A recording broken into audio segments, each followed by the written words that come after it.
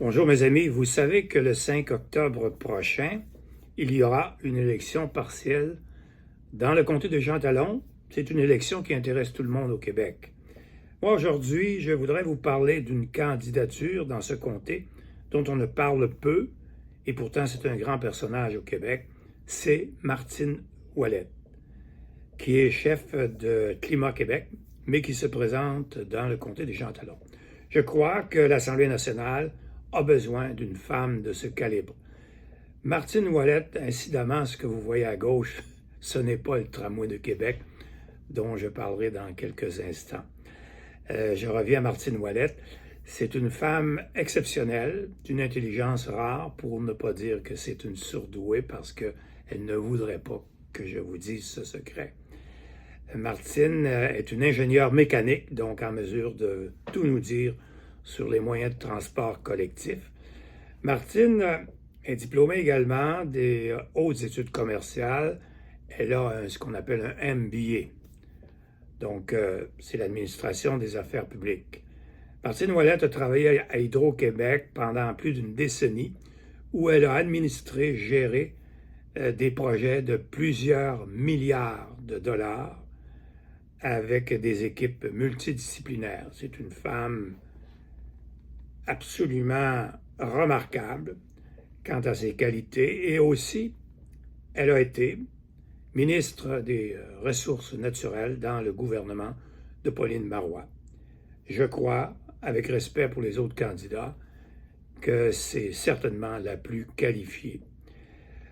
Donc, je voulais vous parler maintenant du tramway de Québec parce que Martine, qui est très progressiste, me disait, lorsque nous avons plaidé la cause de Québec mérite mieux, qui a demandé la nullité du projet de tramway à Québec parce qu'on avait trompé la population aux dernières élections municipales, on a compté des mensonges, et je plaidais que sur le plan constitutionnel, on n'a pas le droit de mentir aux citoyens parce que c'est notre droit de vote qui est affecté. La personne, le maire qui ne dit pas la vérité, on le croit, et c'est notre droit, la liberté d'expression, qui comprend aussi ceux qui écoutent le message. Donc, on a été trompé par le maire à l'époque parce qu'il ne connaissait pas les moyens de transport. Donc, il disait, il n'y aura pas de fil, il n'y aura presque pas de coupure d'arbres, et puis il n'y aura pas de dalles de béton, et tout ça, c'était faux. Je crois que la Cour a rendu une décision, mais c'est une décision que je considère erronée, mais nous n'avions pas les moyens d'aller en appel. Ceci étant dit, Martine Ouellette me disait lors du procès, « M. Bertrand, le moyen de transport adopté par la Ville de Québec, soit le tramway avec rail, c'est dépassé. C'est d'une autre époque. Aujourd'hui, ce qui est présent et qui sera pour l'avenir, c'est les tramways sans rail. Pas de dalles de béton, donc pas de centaines de tonnes, de milliers de tonnes de béton pour faire une immense dalle. Pas de coupure d'arbres, par exemple, sur le boulevard René-Lévesque, des milliers d'arbres qu'on coupe un peu partout pour faire un tramway de 19 km. Donc, on détruit la beauté, on tue la beauté de cette ville historique. Donc, je répète, pas de dalles de béton avec le tramway sans rail que vous avez ici, dont je vais vous montrer quelques extraits tout à l'heure dans une petite vidéo.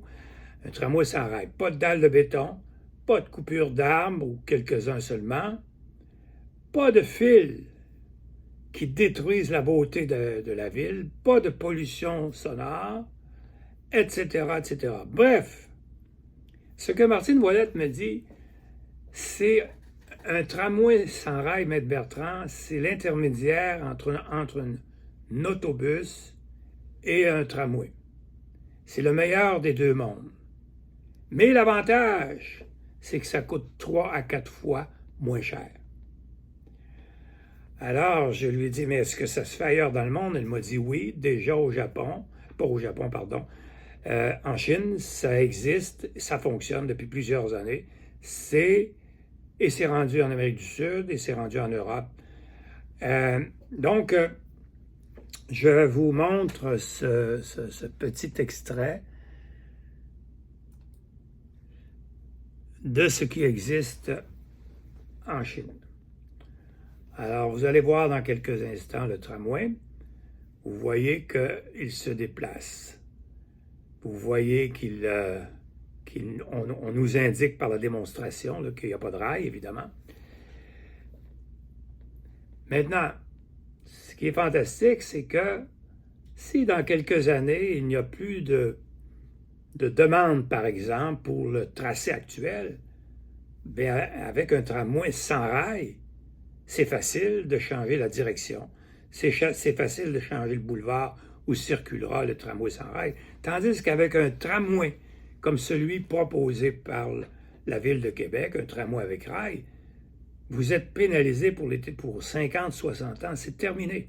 Et avec l'intelligence artificielle, on n'a pas le droit de se tromper.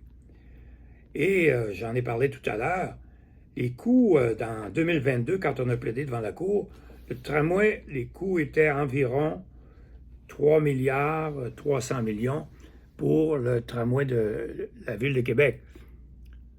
Avec ce projet, c'est-à-dire avec ce budget, on pourrait faire toute la ville, du nord au sud, puis de l'est à l'ouest. On aurait suffisamment d'argent pour couvrir tout le territoire et peut-être même le territoire de Lévis. Donc, je vous encourage à vous intéresser à la candidature de Martine Ouellette. C'est certainement une personne, un personnage qui devrait siéger à l'Assemblée nationale et brasser la cage. Pourquoi on ne vous a pas dit qu'il y avait un tramway sans rail pour remplacer ce tramway avec rail proposé par la Ville? Vous pourrez le trouver vous-même.